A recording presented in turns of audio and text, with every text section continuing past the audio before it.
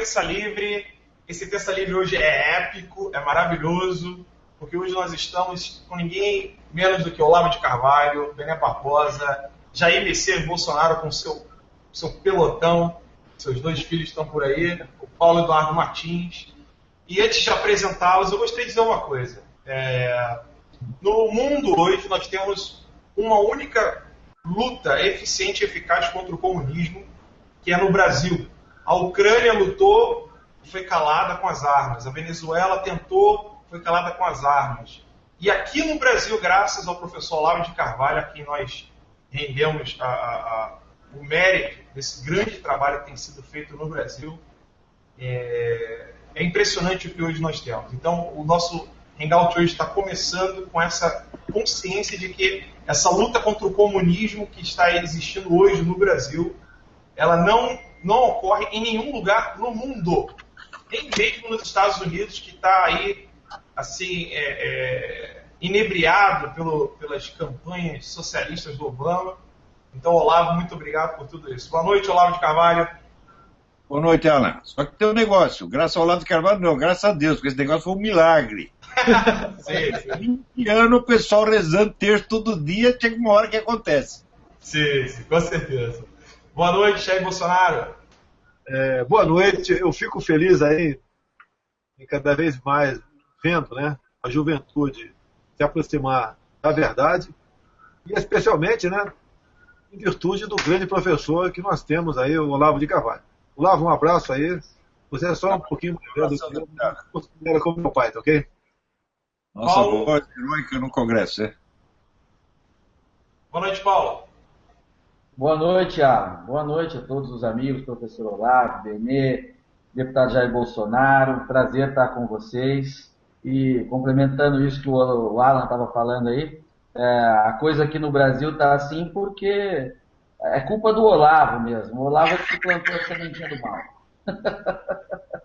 Boa noite, Bené. Boa noite, Alan. Boa noite a todos. Prazer estar aqui mais uma vez participando do Terça Livre. Ainda mais hoje com essa bancada aí de peso.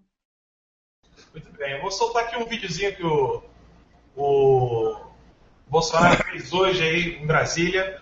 Eu acho que é um vídeo muito maravilhoso, comemorando o dia 31 de março. O pessoal não sabe, mas nós não combinamos nada no dia 31 de março, foi ocasional, né? Fala aqui de 1 minuto e meio apenas para o pessoal se cansar aí. Um minutinho aqui. Ô Alan, você deixa de ser cínico. É impossível a direita reunir 4 ou 5 pessoas e não ser uma conspiração. Pare com isso. É claro que nós combinamos tudo. Foi a KGB que fez isso, né? Foi assim? Falar em Somos a gente da CIA. Falar em KGB, me permita uma parte aqui, né? Tem um jornalista no Rio chamado Anselmo Góes. Lá poder saber disso, você sabe disso com toda certeza. E me chegou outro dia um jornal da ABI de 99. Hoje, numa entrevista, né, que ele deu ao jornal da ABI, ele se gabava aqui, dizendo o seguinte: durante a ditadura militar, aqueles anos terríveis, ele só conseguia se locomover no Brasil e sair do Brasil porque tinha uma carteirinha falsa fornecida pela KGB. Ok? Acredite se quiser. Eu vou ficar devendo o vídeo aqui que eu estou tentando colocar e... Eu não sei se o vídeo está rolando aqui. Mas depois a gente bota na ediçãozinha depois, pessoal. Mas sem problema, viu, Jair? Eu tenho uma da CIA também. O Bolsonaro fez a carteirinha dele da CIA. Não tenho a carteirinha da CIA, assim. Não deixa o deputado Cibá Machado saber disso não, tá ok? Não, foi após a declaração dele que eu resolvi me desfazer do disfarce, né? Fui e publiquei no meu Facebook a minha funcional da CIA. Eu também não aguento mais essa vida, viu? Muito bem. Então, pessoal, hoje é um dia muito especial, dia 31 de março. Eu, na época de escola, aprendia sempre que os militares foram absurdos, foram desumanos e estavam lutando contra as pessoas que queriam a democracia. E para isso nós vamos iniciar aí, eu gostaria de deixar livre para o Bolsonaro e para o Olavo de Carvalho comentar, o Paulo Martins, o Bené, comentar o 31 de março, o verdadeiro 31 de março, onde nós vencemos o comunismo aqui no Brasil, não deixando que esse país virasse uma Cuba. Então, o Bené também, o Paulo, o Bolsonaro e o Olavo pode começar a comentar dia 31 de março. Com vocês, pessoal. Hoje eu não tenho que falar nada, tenho que ficar ouvindo aqui. Então, mais velho aqui, Olavo. Contigo a palavra. Eu? Bom, então vamos dizer umas coisinhas aí. Em primeiro lugar, dizer que a culpa é minha. Não foi por falta de aviso, porque eu, há uns 15 anos atrás, eu já avisei a seguinte frase: eu vim para foder com tudo. Eu tenho que reclamar. Em segundo lugar, eu queria lembrar, já que falaram aí do Anselmo Góes, é assim: primeiro, todos os jornalistas que se gabam de ter trabalhado na Rádio Havana, Rádio Pequim, Rádio Moscou, Agência TASS, são todos gente da KGB. Esses órgãos pretensamente jornalísticos nunca deram acesso a quem não fosse da KGB. Nos regimes comunistas não existe o jornalismo propriamente dito. Existe a informação oficial, e a única fonte de informação oficial na União Soviética e na China sempre foram os serviços secretos. Então não vem com brincadeira para cima de mim. Eu trabalhei na agência TASS, eu trabalhei não sei o quê, como se fosse currículo, quando é um anticurrículo, né? Em segundo lugar, jamais esquecer que em 1995, salvo engano, o presidente da CUT, o Meneghelli, confessou que a CUT tinha 800 jornalistas na sua folha de pagamento. Isso em 95. Terceiro, no livro do Ladislau Bittman, The KGB and Soviet Disinformation, ele, que era o chefe do escritório da KGB no Rio de Janeiro, diz que eles tinham ali vários semanários e tinham pelo menos uma centena de jornalistas na sua folha de pagamento. Então, até hoje, não foi feito um estudo para avaliar qual foi a extensão da penetração do serviço secreto soviético na mídia brasileira, mas foi uma coisa monstruosa e pior, ela continua. Tem gente que ainda está trabalhando com essa cambada. Isso tem que ser estudado muito seriamente. Esses vídeos do Mauro Abranches podem ajudar nisso. Ele está recolhendo os documentos que eram da STB, a Polícia Secreta Tchecoslováquia, que era a União Soviética usava, nos países do terceiro mundo, ela usava os serviços secretos dos países satélites. Tchecoslováquia, Romênia, etc, etc. E no Brasil era a Tchecoslováquia. Então, ali, ele tem uma infinidade de documentos, já tem listas de nomes. Eu reconheci vários desses indivíduos que eu sempre soube que eram da KGB e falei, agora temos lá o documento. Em terceiro lugar, nós temos que pensar o seguinte, que os sindicatos de jornalistas no Brasil sempre estiveram na mão do Partido Comunista, todos eles. Então, quando você começa a avaliar a coisa, você diz, espera aí, isso aí é praticamente o jornalismo inteiro que foi dominado por essa gente. Existe uma publicação do Sindicato Jornalista de São Paulo, publicado quando o sindicato fez 60 anos, eu não me lembro exatamente qual ano foi. Então era assim, 60 anos de jornalismo no Brasil. E dava os nomes de todas as figuras. E todos os jornalistas famosos que apareceram ali, só um único não era do Partido Comunista. Aliás, dois, que era o Maurício Loureiro Gama e o Zé Carlos de Moraes, o Tico Tico, que eram dois famosos reacionários. O resto era tudo comunista, um negócio impressionante. Então, esse negócio não foi estudado ainda, e isso é uma peça fundamental, porque hoje nós estamos nos defrontando com essa mesma mídia, com essas mesmas pessoas que estão aí ocupando. Muitos deles, assim, não repetem. Estão ouvindo ainda? Sim. Estamos ouvindo. Muitos deles não repetem o discurso petista, vêm com o discurso democrata. Por quê? Isso aí é norma da KGB, sempre foi. Nós precisamos que nos partidos onde nós estamos disputando o poder, vigore uma democracia, porque se vier uma ditadura nós estamos ferrados. Então eles sempre lutam pela democracia. Depois que vem a democracia, daí começa a operação decisiva. Essa é a primeira coisa que eu tinha a dizer. A segunda coisa, eu quero recomendar a todo mundo, eu quero recomendar esse livro não só a vocês, mas ao universo inteiro. Né? É do romancista cubano Leonardo Padura, El hombre que amava a los perros, o homem que amava os cães. Este livro é a melhor descrição que eu já vi em toda a literatura de ficção universal da mendacidade comunista. É uma mendacidade absolutamente obsessiva, alucinatória, esmagadora, a coisa mais compressiva e deprimente que você pode imaginar. Assim, é realmente uma conspiração de loucos. tá certo? Onde eles mesmo perdem a noção da realidade e vão se prejudicando e boicotando uns aos outros o tempo todo. E isso não foi só na União Soviética, ele mostra que em Cuba, onde ele vivia, e vive até hoje, na verdade, é a mesma coisa. Então, que o pessoal às vezes troca, diz, não, isso não é comunismo, foi stalinismo.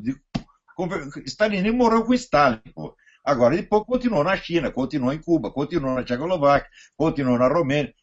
Eu nunca vi uma descrição como esta. É uma coisa que você se sente mal fisicamente. Lendo, fala, não é possível que as pessoas sejam assim. Só que tem uma coisa, tudo neste livro está documentado, linha por linha. A única coisa que ele inventou, às vezes são alguns monólogos interiores dos personagens, ele inventou evidentemente, mas que conferem com a situação. Não percam este livro. Se querem compreender o que é o comunismo, olha, melhor do que o George Orwell, melhor do que o livro do Aldous Huxley, isso aqui é definitivo, porque é tudo baseado na história real. Ele conta a história de 3 personagens. Leon Trotsky, o assassino de Leon Trotsky, Ramon Mercader, e um terceiro personagem, que é o narrador, que é uma figura de ficção chamado Ivan, não sei das quantas, que é um cubano.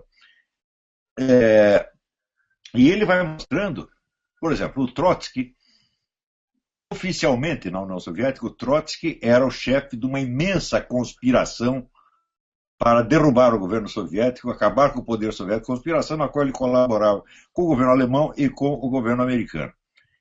E ele mostra ali o que era a realidade da vida do Trotsky. O Trotsky estava fodido e mal pago. Quando ele morreu, ele tinha 20 adeptos, se tanto. Nenhum país queria aceitá-lo. Nos Estados Unidos ele não podia entrar, na Alemanha não podia entrar em lugar nenhum. E cada país que o recebia assim de má vontade e botando para fora. Isso foi assim na Turquia, foi assim na Finlândia, foi em todo lugar que ele foi. O cara estava lascado, ele não tinha acesso a nada. E, no entanto, aquela história da conspiração foi aceita por todo o movimento comunista mundial e por muita gente que não era comunista. Claro que o Trotsky também não é nenhuma flor que se tira. Ele, na juventude, ele fez coisa muito maligna, mas a história dos 10 últimos anos dele é uma coisa de você chorar. Pois os caras que fizeram a conspiração para matar o Trotsky, eles também, uns vão para a cadeia, uns outros são fuzilados, e depois esses que fuzilaram, esses também são fuzilados. Um negócio absolutamente alucinante. Né? Então a gente entende, dizer, essa mendacidade do PT que a gente vê, fala, não, isso aí já é uma tradição, isso vem de quase 100 anos.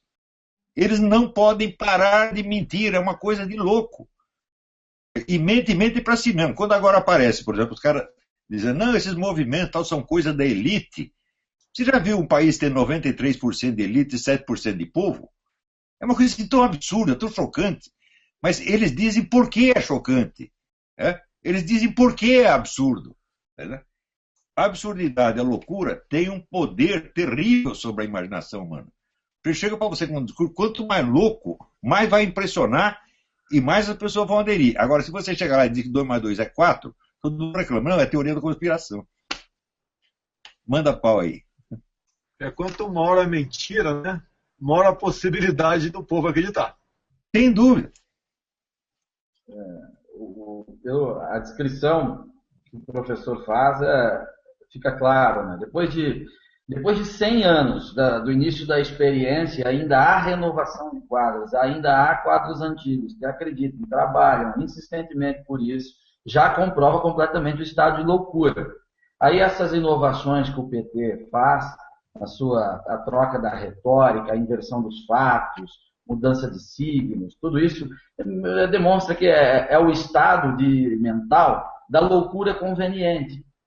Conforme for conveniente ficar louco por alguma coisa, eles ficam e seguem naquilo. A loucura agora é da conspiração mundial de que os movimentos são financiados. A loucura nova do documento mais recente do PT é que a população brasileira agora condena o PT pelas virtudes do partido. Quer uma insanidade mais grave do que essa?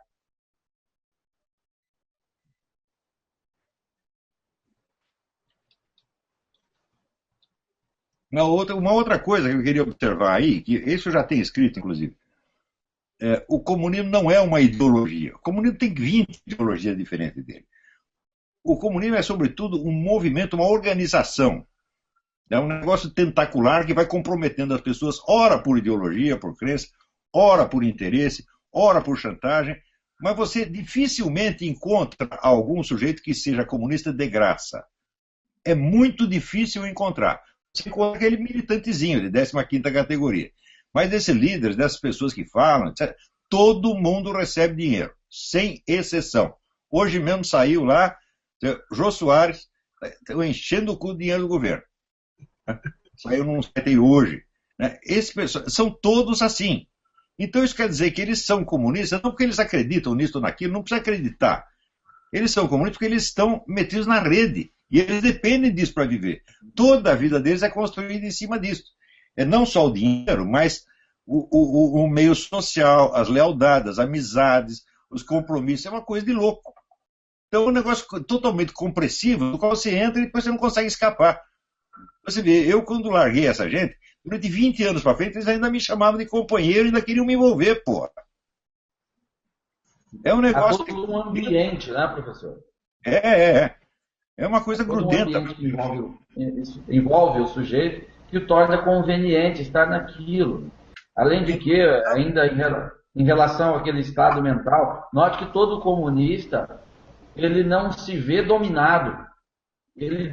Quando ele faz o seu trabalho ou a defesa retórica, ainda ele na verdade está na posição de um pretenso dominador, na elite da tropa. Ninguém luta pelo comunismo para ir para a fazenda coletiva e pegar na enxada. Ele se acha comandando o processo. Né? Que demonstra ainda mais um outro exemplo da loucura que é isso. Eu nunca vi um militante comunista que quisesse implantar o comunismo e ser um operário no comunismo. Exato. Então, assim, o mais baixo, o mais humilde é comissário político. Mas ministro de Estado, chefe da KGB, né? Como dizer, é muito chefe, pouco índio. Né? Agora, depois que acontece, a geração seguinte põe eles todos no paredão. A primeira geração é sempre toda liquidada. Aconteceu na China, aconteceu na União Soviética, aconteceu em Cuba, toda parte a mesma coisa. Quer dizer, esse negócio é diabólico, isso é a organização do mal, da mentira, da loucura. E nós temos que varrer essa merda da face da terra. É para esquecer isso aí. O comunista é tão louco quanto o nazista, na verdade, um pouco mais. Porque você estudando a coisa, até 20 anos atrás escrevi um artigo. O pessoal fala que o Hitler queria dominar o mundo.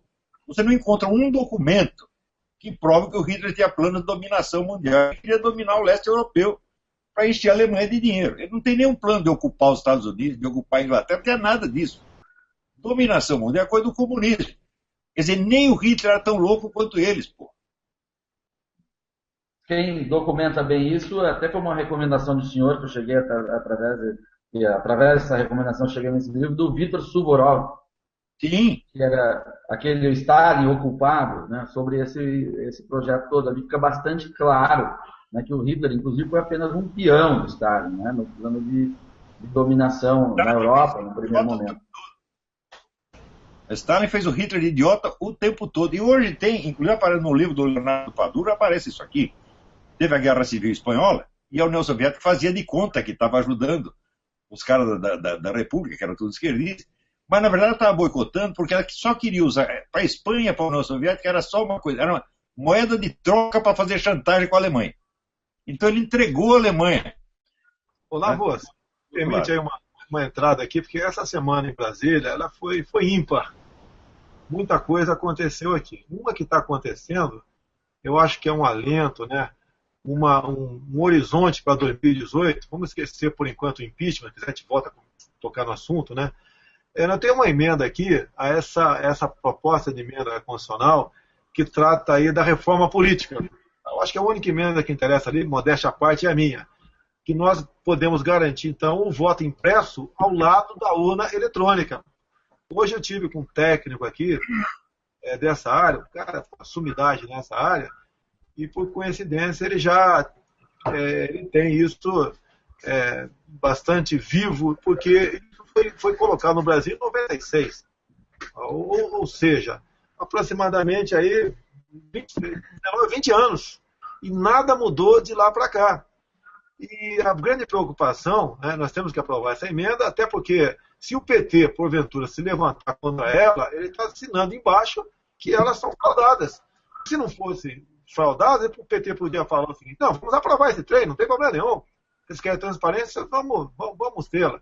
Então, daqui uma ou 2 semanas, nós estamos aqui com esse técnico, né, demonstrando isso na comissão, para ver se a comissão se resolve apoiar essa emenda, que vai então tirar dúvida, pelo menos para já agora para 2016, é possível fazer isso aí, melhor ainda para 2018, de que as urnas teriam não sido fraudadas. Na minha concepção, sim, houve fraude. Porque eu como parlamentar, andei no Rio e São Paulo, né, na campanha do meu filho em São Paulo, e era raro encontrar alguém que queria votar no PT. E nunca vi tanta gente com raiva do PT, isso é verdade, né? Tendo em vista que não aguenta mais a mentira, o descalabro, etc., e por aí afora. Então, essa emenda que está sendo discutida aqui agora é um alento, no meu entender. Eu peço a palavra dos colegas, nós temos que ajudar a divulgar isso aí, porque quem está nos assistindo agora, com toda certeza, conhece parlamentar que está na comissão especial que trata da reforma política. A reforma política minha, no meu entender, é isso daí. Eu sei que talvez a gente não aguente até 2018, ok, Olavo? Mas nós vamos jogar com todas as armas que nós temos no momento aqui. Deputado, essa é a única reforma política que interessa. O resto é tudo fraude. Quer dizer, o senhor está mexendo no único ponto que é vital e importante para o futuro do Brasil. Porque, veja você, com essas urnas eletrônicas e a apuração secreta, mesmo que nenhum voto fosse falsificado, a apuração secreta é fraude em si, porque ela nega a condição básica da eleição, que é a transparência e o acesso à contagem de votos. Então, ela é inválida, mesmo independentemente de ter havido fraudes pontuais. Então, essa coisa da apuração secreta, isso é a coisa mais monstruosa que já inventaram para falsificar a democracia. E, olha, aqui digo de cara, todas as pessoas que aceitam e dizem a Dilma foi eleita democraticamente são mentirosos ou idiotas. Não tenho respeito nenhum por essas pessoas. O princípio da apuração secreta, ele é um negócio nazista, porra. O mesmo problema você não pode ter acesso? Que coisa é essa, porra? A mesma onda de 96, e não mudou em nada até agora. Até um telefone celular muda de um ano para outro, até de um trimestre para outro. A urna, nada mudou desde 96. E é o único país do mundo que adota esse tipo de voto com esse tipo de software. O resto, o modelo número 1, né, primeira geração. E, inclusive, a Argentina está na nossa frente. Tá? Na Argentina já é possível se auditar o processo deles, que é semelhante ao israelense. O resto, nenhum país do mundo adota isso que nós adotamos até hoje. E se ninguém tocar nesse assunto, essa urna vai ser usada o ano que vem, vai ser usada em 2018, até porque há pouco tempo, há 2 meses aproximadamente, a Dilma Rousseff, no Equador, chegou à conclusão ali, junto com os bolivarianos, que nós devíamos ter aqui na América Latina uma unidade eleitoral para ser aplicada aqui em toda a América do Sul. Até o Fidel Castro vai poder fazer eleições com essa urna nossa em Cuba. Meu Deus do céu. Não dá. Deputado, eu imagino que o combate que deve ser feito ao voto eletrônico, ele é além da discussão sobre a discussão técnica sobre a urna. É um conceito do voto eletrônico em si que foi criado exatamente para forjar um ambiente, para manipular mesmo. Porque, veja, para que qual que é a grande vantagem do voto eletrônico, se é que ela existe? A grande vantagem que vendem por aí, venderam quando inventaram, era a agilidade. Nós poderemos saber o resultado da eleição em 2 ou 3 horas. Ok, mas para que eu vou querer saber em 2 ou 3 horas o resultado de uma eleição que escolhe uma pessoa que vai ocupar um cargo para daqui a 2 meses? Não há necessidade dessa agilidade. Em nome de uma agilidade inútil, abriu-se mão da possibilidade de recontagem e da transparência. Ou seja, é óbvio que isso foi desenhado para forjar um resultado. Claro. A vantagem é nula. Portanto, o conceito de voto eletrônico é que tem que ser atacado. Acompanhe os trabalhos dessa advogada Maria Cortes, que investigou a coisa em profundidade e que nesse conclave de Washington fez uma apresentação que, a meu ver, é definitiva. Ali não tem jeito, ali é como dizer, a mancha de batom na cueca. A coisa foi fraudada mesmo, e foi feita para ser fraudada. Agora, só 23 pessoas têm acesso. Dessas 23 pessoas, todas são funcionários do governo. E o chefe foi advogado do PT e falou, pronto, acabou a história. Né? Ninguém pode se deixar, os que estão se deixando enganar, estão se deixando enganar de propósito, porque não querem não querem ter dificuldade, não querem ter problema com o governo. Isso aí inclui muita gente da oposição. A começar pelo próprio Aécio Neves, que 5 minutos depois de sair o resultado já o reconheceu como válido. Quer dizer, o sujeito chega lá e reconhece como válido a fraude que tirou da mão dele a presidência que era dele. Então você vê a dimensão da covardia, é um negócio inimaginável. Até porque, isso porque em Minas Gerais, que foi publicado, que o Aécio tinha perdido lá, foi filmado as pessoas cantando o hino nacional e recebendo o Aécio Neves com salva de palmas. E ele aceita essa fraude como se fosse a coisa mais natural do mundo. O Aécio Neves se jogou na privada e puxou a descarga. Entendeu? Ele estava no topo, né?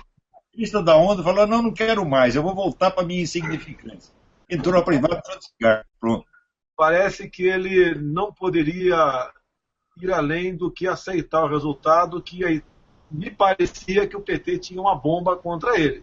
E o calou de forma definitiva. E outra coisa que se notou aqui foi a pobreza do debate. Basicamente, foi Pronatec e Bolsa Família.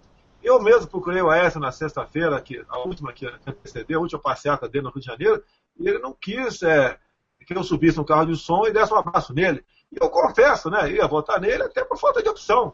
Eu tinha tudo para votar nele, né, porque fosse quem fosse do outro lado, iria votar nele. E levei 2 propostas para ele que ele não tocou.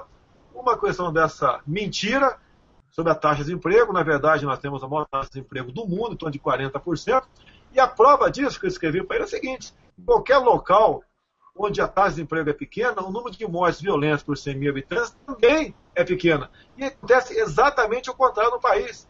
E outra questão do emprego, eu levei para ele até a cópia ali do Diário Oficial da União de 21 de março do ano passado, onde via a instrução normativa publicada no Diário Oficial da União, estava permitindo então a importação de bananas do Equador diretamente para o CEAGESP em São Paulo, mesmo havendo, o Martins deve conhecer muito isso, que está ali no Paraná, São Paulo, né? O Vado Ribeiro ali, cuja economia, 90% é exclusivamente a banana. Então ele tinha tudo para dar uma cacetada na Dilma, na questão da mentira, que é a taxa de desemprego, porque o governo considera empregado quem recebe a Bolsa Família, e o desemprego, né?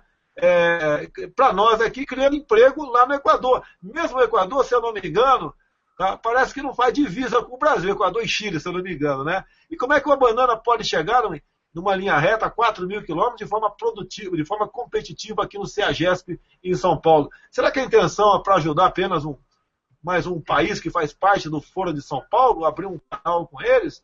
Inclusive, meus debatedores aqui, o controle fitossanitário, ou seja, o controle das doenças, ia ser praticado pelo Equador. Que no Brasil, se você falasse que tem aqui cigatoga negra, o moco da banana, não valia. Valia exatamente a comprovação, né, sanitária lá do Equador. Então, dado isso que eu expus aqui agora, é que eu fiquei desconfiado, que parecia para mim que o Aécio Neves não queria ganhar a eleição. Como assim dizer, ele estava lá competindo. O importante é competir, mas nada além disso. E você vê que a bananeira do Vale do Ribeira, né, é a mais pobre do estado de São Paulo. Você vê quanto esses caras amam os pobres. Eles estão lá tirando o instrumento de sobrevivência dos pobres para dar para o Equador. Sim, né? E você pode ver lá o Vale do Ribeira, onde o Lamarca fez a sua base de guerrilha, exatamente vizinha da fazenda da família do Rubens Paiva, lá em Eldorado Paulista, Fazenda Caraitá, em 1970. E eu posso falar isso, Olavo, que a minha família é lá de Eldorado Paulista. E com 15 anos de idade eu colaborei com o Exército, dando dicas ali, né? Era um garoto caipira, né? Sobre aqui as características ali do Vale do Ribeira, porque eu era palmiteiro. Hoje em dia seria criminoso, né? Falar que ser palmiteiro, mas era palmiteiro, pescava no Rio Ribeira de Iguape e dei as dicas para o Exército naquele episódio onde o Lamarca, que pertencia a VAR Palmares, o mesmo grupo da Dilma Rousseff, pegou lá como refém um tenente da então Força Pública de São Paulo, Alberto Mendes Júnior, e depois de 2 dias, acabaram executando o garoto nas matas do Vale do Ribeira a golpes de coronhada, porque não precisavam mais dele como refém para um possível embate com as forças. E aí vem a questão, não é pobre, né? A região do Vale do Ribeira é paupérrima ainda, né? Esse pessoal se aloja exatamente no meio do pobre, para poder ganhar a simpatia do pobre.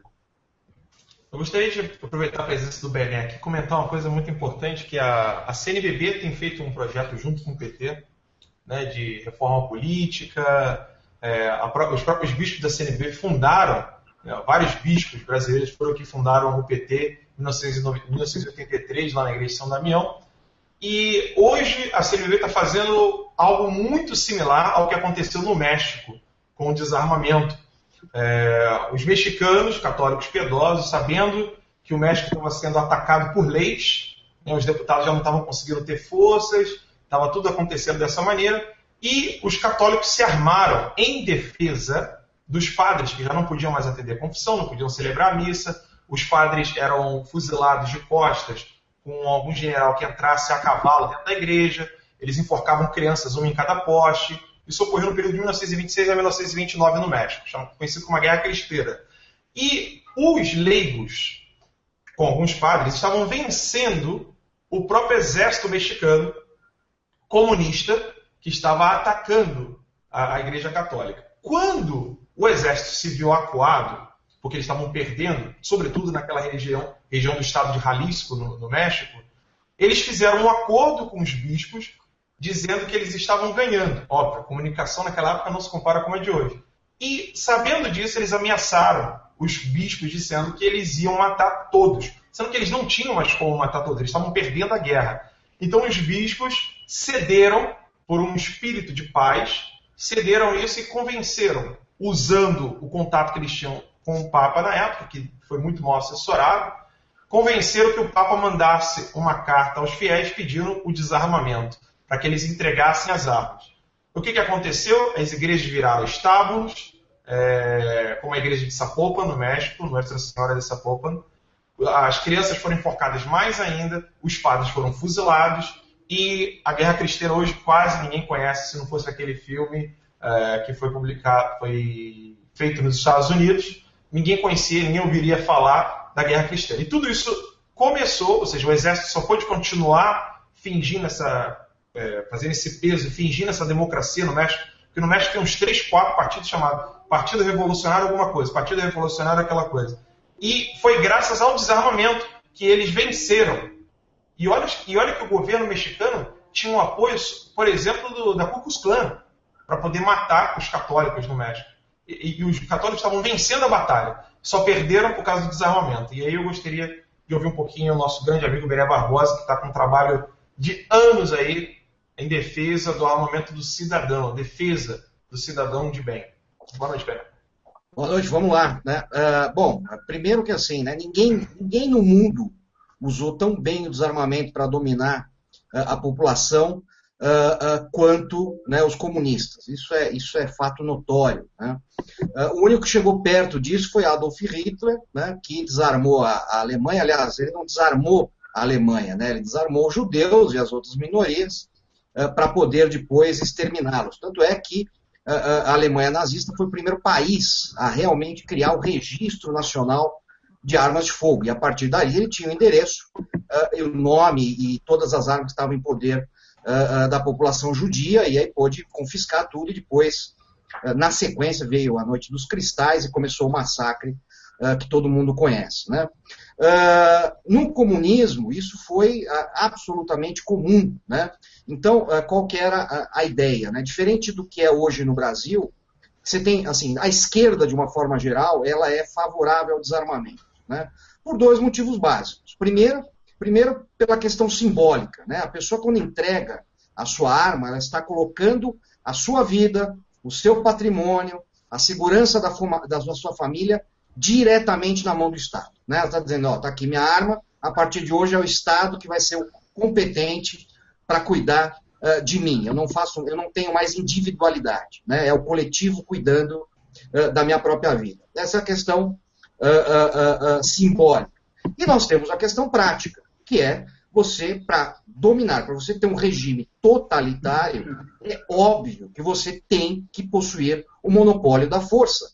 Senão isso se torna inviável. E aí todas as vertentes da esquerda adotam esse posicionamento desarmamentista, com exceção daquela mais revolucionária, que é aquela que, num primeiro momento, ela é favorável que a população tenha armas de fogo, para utilizar essa população para chegar no poder e, depois disso, desarmar essa população novamente. E nós temos dois exemplos muito clássicos disso. Primeiro, a própria União Soviética, que em 1917, com a ajuda, né, dos camponeses, dos operários, que possuíam armas de fogo, porque era permitido que os mesmos as possuíssem, conseguiram fazer a Revolução Comunista. Em 1920, a União Soviética já começa a fazer a primeira campanha voluntária de desarmamento, né?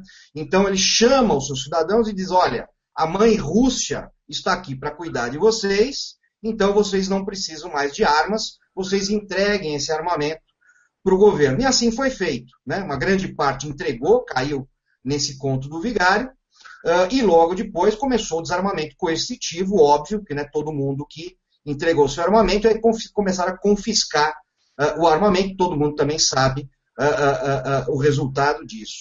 O segundo exemplo, muito mais próximo daqui, né, foi Cuba, né? Então, quando as tropas de Fidel Castro, né, foram para a derradeira combate com as tropas do Fulgêncio em Havana, né, ele convocou todos os camponeses e pessoas que tivessem uma arma de fogo para lutar ao lado das tropas de Fidel. Só quem tivesse, porque eles não tinham armamento para distribuir, então se você não tinha armas, você não era útil naquele momento para a Revolução. Foram lá os camponeses, tomaram Havana, tomaram o poder. Na sequência, começa mais uma vez uma campanha, primeiramente, né, voluntária, dizendo, olha, agora o povo já está no poder, nós já vamos cuidar de vocês, então não há por que vocês terem armas. Começaram também a recolher esse armamento, depois proibiram a posse de armas na mão da população. Então isso é muito mais do que óbvio, né,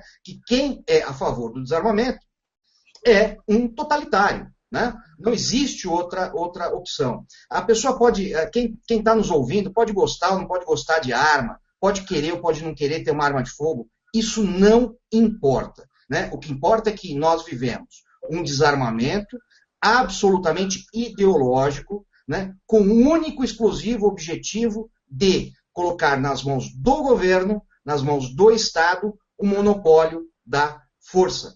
Tanto é que, e aí essa questão de comunismo, de esquerda, de socialismo, o grande problema no Brasil é que muitas pessoas acreditam que nós temos partidos de direita, e pior ainda, né, que o PSDB é um partido de direita, como a gente muitas vezes ouve, o Olavo já cansou de falar sobre essa afirmação completamente absurda e proposital, né, exatamente para enganar.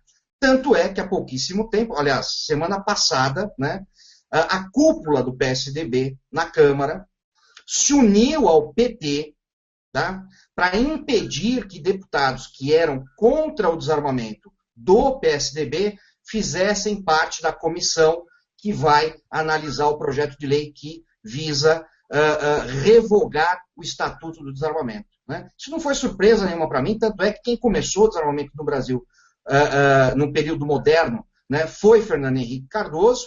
Em 2005, quando houve o referendo, Fernando Henrique Cardoso e Luiz Inácio Lula da Silva saíram literalmente de mãos dadas, né, favoráveis ao desarmamento, né? E a gente... bom, esse é um assunto extremamente longo, que seria necessário aí praticamente um hangout inteiro sobre ele, mas é muito importante que as pessoas entendam que o desarmamento visa única e exclusivamente garantir ao governo o monopólio da força e subjugar a população. Disso eu não tenho a menor dúvida. Eu coloquei uma imagenzinha aqui do PSDB, lamentando que ele não foi convocado, não foi chamado para o Internacional Socialista em 2003. O PSDB lamentando, puxa, a gente não foi chamado, nós sempre fomos socialistas. Enfim, eu gostaria até que o Olavo comentasse um pouco sobre isso, porque realmente nós precisamos de uma frente, uma liderança séria, que escute as vozes das ruas, e que essa voz não é reforma política, essa voz não é corrupção, como o Olavo nos ensina, corrupção não rouba ninguém, né? Então eu gostaria até que o professor Olavo comentasse um pouco sobre isso, essa manipulação que tem ocorrido na mídia, até o Paulo Martins como jornalista, poder falar um pouco sobre isso, porque essa luta nossa ela fica sendo transformada na mídia para interesses do próprio partido, né, que é o Foro de São Paulo. Não é só o PT, não são só os partidos pequenos, mas o Foro de São Paulo que está sendo guardado a 7 chaves. Né? Ninguém pode falar o nome Olavo de Carvalho. Até queremos agradecer ao Reinaldo de Azevedo ter falado do Olavo no último programa dele. Que realmente ninguém tem falado, só foi ele e a Raquel Sherazade, mas ninguém fica com... E o Paulo Martins, claro. Mas ninguém comenta, porque parece um tabu. Ninguém pode falar esse nome, Olavo de Carvalho, porque esse medo. Enfim, professor. Bom, esse negócio da ocultação do meu nome eu fico até grato, porque quanto mais a grande mídia esconde, mais aparece. É uma coisa incrível. Né? Quer dizer, o poder da mídia no Brasil é um grande blefe. Os jornais hoje vendem o mesmo número de exemplares que vendiam nos anos 50. A população quadruplicou, o analfabetismo diminuiu e ninguém compra essa porcaria, ninguém quer saber. Quer dizer, é um negócio meramente simbólico. Tá certo? E o meu caso é quanto mais empregos eu perdi na grande mídia, mais aumentou o meu público. Isso é uma verdadeira maravilha. Né? Enquanto no desarmamento, eu lembro aí quando houve a passeata do 15 do dia 15 de novembro. 15 de novembro não, foi 15 de março, né? Novembro, o ex-ministro Nunes Ferreira foi lá tirar uma lasquinha pro PSDB. Né? Saiu, gritou slogan, passou 2 semanas, tá ele aí falando pró-desarmamento. Quer dizer, isso é facada nas costas. Né? O indivíduo vai se promover usando um movimento popular que o partido dele nunca ajudou, nunca fez nada, e que agora está tentando se organizar para ver se tiram a lasquinha de novo. E nós temos que cortar isso aí. Nós temos que dizer assim, tucano não. Tucano não é para entrar aqui. Nenhum tucano. Nós não queremos a companhia dessa gente. Aliás, eu chamo de cucanos. Porque essa é a nova. Você toma no cu e sai pelo cano. Né? Então, não queremos saber de conversa com esse pessoal. Outra coisa, aquela famosa reunião que teve em março de 93, entre o pessoal do Foro de São Paulo, a cúpula do PSDB, representada pelo senhor Fernando Henrique Cardoso, e a turma do Diálogo Interamericano, que é o think tank do Partido Democrata. Esta reunião continua secreta até hoje, porque só saiu em um único jornal do mundo, que é o Grama, edição cubana, não edição internacional. E esta edição, desse dia, desapareceu de todas as bibliotecas americanas, que são coordenadas pela Biblioteca do Congresso. Eu vou já contar a história, vou repetir porque é muito importante. Em 2008, eu mandei um aluno meu pesquisar isso aí. E ele chegou na Biblioteca do Congresso, não tinha, foi nas outras bibliotecas, também não tinha. Só a edição desse dia. Por coincidência, a diretora da seção latino-americana da Biblioteca do Congresso, em 2008, era a mesma pessoa que organizou a reunião de 93. Eu sei dessa reunião porque eu tenho uma fotocópia da primeira página do Grama que dá a chamada, com os nomes que estavam lá. A página interna eu não tenho. Então, isso é uma coisa que tem que ser investigada anteontem, porque é o tal negócio, o que eles combinaram? Qual é o acordo entre PSDB e PT? Eu acho que é, assim, português, claro, eu acho que é um acordo, sabe, da piroca e da vaselina. Um entra com a piroca, o outro entra com a vaselina. Né? E a vaselina é o PSDB, evidentemente, é o amortecedor. Como eles estão de novo amortecendo agora, querendo desviar essas manifestações, querendo desviar a ira popular para alvos inócuos. Né? O PSDB aqui apoiou a comissão da criação da tal da Comissão Nacional da Verdade. Né? E eu conversei com vários parlamentares. O que vocês têm a ganhar com isso?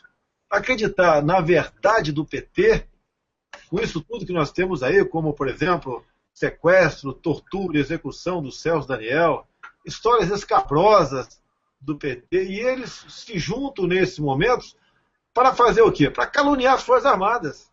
Inclusive eu disse para o candidato do PSDB, né, antes de começar a campanha lá no Senado, eu falei, olha, se aproxime das Forças Armadas, olha a minha ingenuidade, hein? Eu vou confessar aqui uma ingenuidade. Se aproxime das Forças Armadas, que caso você ganhe as eleições, você não conseguirá governar o país, né, pela manutenção da lei e da ordem, sem as Forças Armadas ao teu lado. E eu fiquei surpreso, porque quanto mais a gente conversa com esse partido, né, mais decepção a gente tem. Agora, eu sou obrigado, de vez em quando, a acreditar mesmo aí estando no 7º mandato de deputado federal.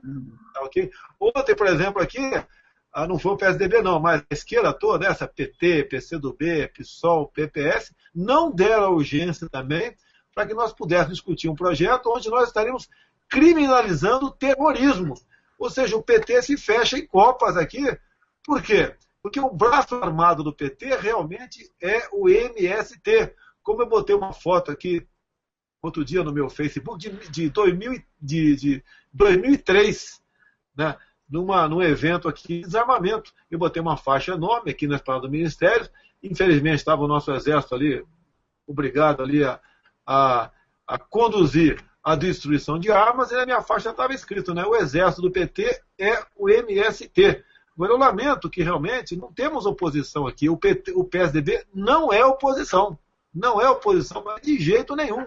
Tá ok? Parece, né, que até que nessas grandes eleições informatizadas, há um acordo, você fica com o Estado para você, aquele para mim, aquele para não sei quem, e o governo continua conosco ainda, porque nós estamos aí no mesmo barco. Parece que é isso aí. E cada vez mais, né, eu vejo que se tivesse entrado o PSDB, eu acho, até como o Olavo mesmo disse, não querendo puxar o saco dele aí, longe disso aí, que ele, por uma via mais pacífica, chegaria mais facilmente onde o PT quer chegar quase que por imposição.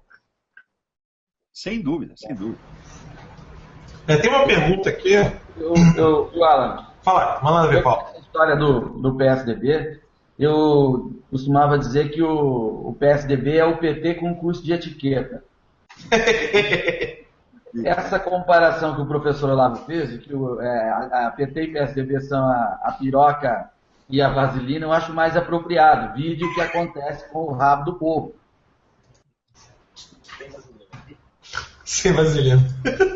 Olha, a Dilma Rousseff, né, enquanto o Aécio Neves, né, segundo o jornal do Nordeste, escreveu lá que o Aécio Neves não podia se aproximar de mim, do Marco Feliciano e do Silas Malafaia, a gente assistia aqui, nos bastidores, a Dilma Rousseff abraçada com o Jean Willis.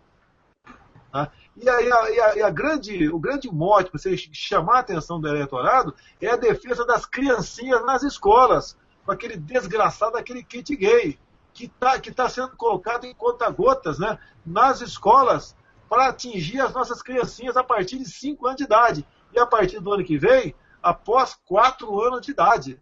Nós não podemos levar aulas de sexo para as escolas, nem hétero e nem homo, de jeito nenhum. E o PT vinha fazendo isso, e o candidato do PSDB se furtou a discutir isso na televisão. E está o PT agora aqui, impondo, né, cada vez mais, menos não aprovado no Plano Nacional de Educação, a questão de ideologia de gênero, foi rejeitado aqui na casa, mas agora em Diário Oficial da União do dia 12, está bem claro, lá publicado em Diário Oficial do dia 12, uma criança, por exemplo, de 5, 6 anos de idade, que esteja nas escolas, o menino, caso ele queira ir no banheiro da menina, ele pode ir, no vestiário da menina ele pode ir, usar saia, usar calcinha, exigir que seja chamado de Mariazinha e não de Pedrinho. E o PSDB, por exemplo, né, assistiu isso tudo naquela época, né, e agora estamos assistindo, e eu não vejo um discurso tem que ser do partido, não pode ser do deputado isolado, mas do partido que quer ser oposição para defender as nossas crianças na sala de aula.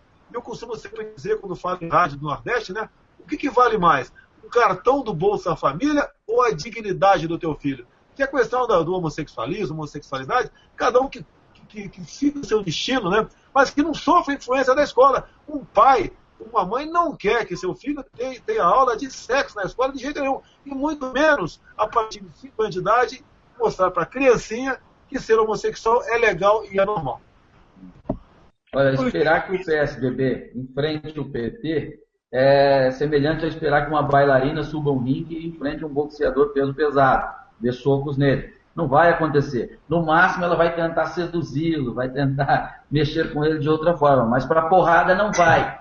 É isso, eles não conseguem. Agora, o que eu acho muito estranho é que você, se aproximando das bases do PSDB, com as pessoas que compõem o PSDB nos estados, no município, que estão embaixo, eles não agem assim. Você nota que eles não têm esse preparo intelectual e nem esperam isso. Me parece que há uma elite do partido apenas, que conduz tudo e que engana, inclusive, a própria base. sabe? Talvez uma primeira geração de PSDBistas que ainda são muito influentes, Zé Serra, Aloysio Nunes, o próprio Fernando Henrique, com todo o histórico deles de militância na esquerda, sejam os grandes corruptores do partido. Que as pessoas no chão mesmo, nos pequenos municípios e nos estados, eu não vejo eles assim. Até alguns já investidos em mandato, sabe? Me parece que eles também são enganados e não estão participando do jogo ativamente. É a impressão que eu tenho de campo, sabe?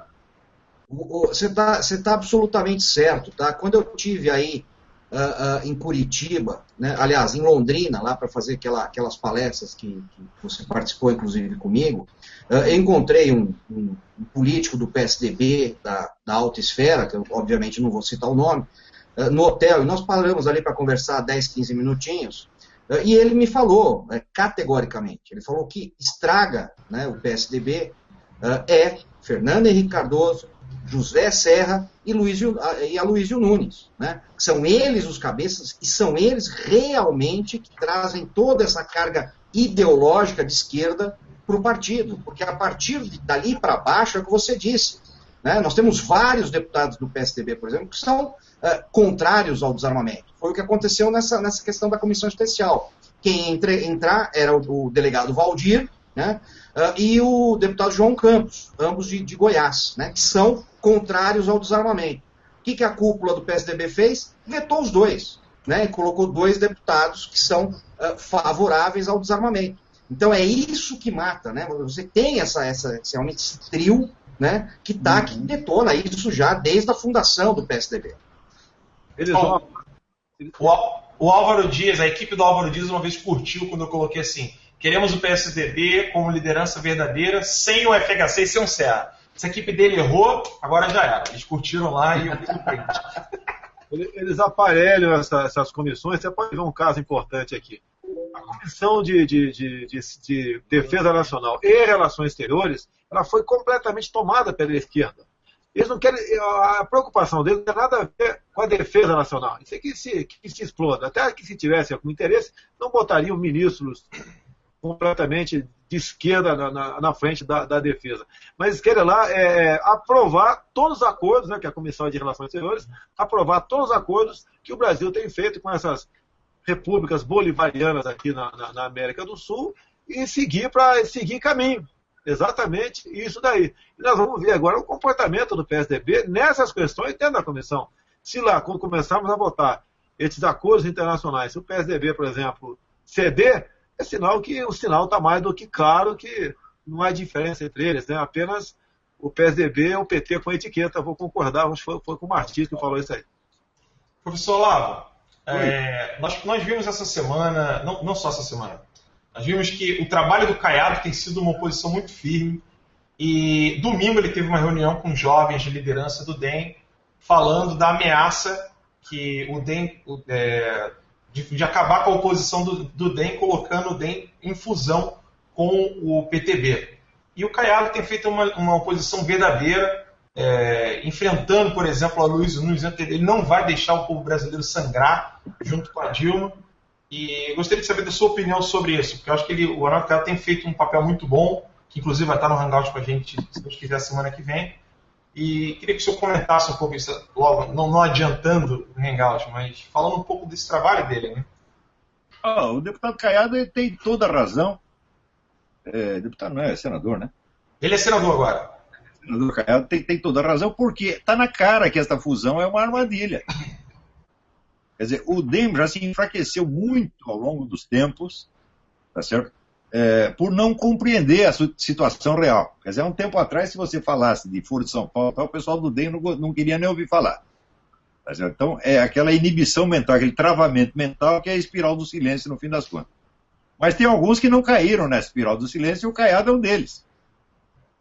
Então, eu acho melhor o pessoal dar ouvido ao que ele está dizendo, porque essa advertência é muito séria. Agora, tem um negócio que eu queria falar a respeito do FHC. O FHC sempre se gaba de ser o maior discípulo que Antônio Gramsci tem no Brasil. Ele disse: eu entendo muito mais de Antônio Gramsci do que esse pessoal do PT. Ora, a estratégia do Antônio Gramsci é apenas a sistematização da mendacidade.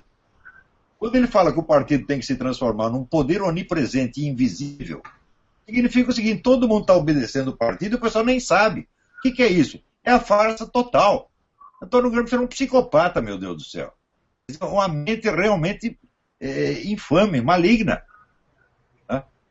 Essa coisa vamos dizer, da hegemonia.